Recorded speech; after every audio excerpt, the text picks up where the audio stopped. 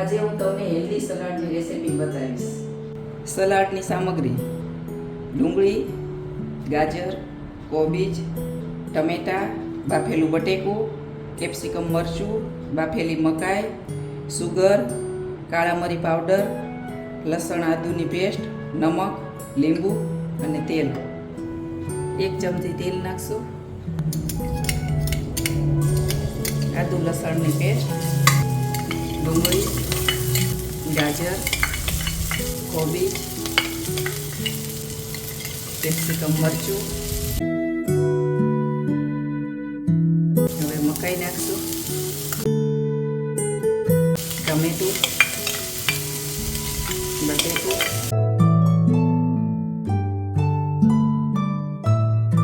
હવે નમક નાખશું સ્વાદ અનુસાર, કાળા મરી પાવડર અને 1 ચમચી સુગર.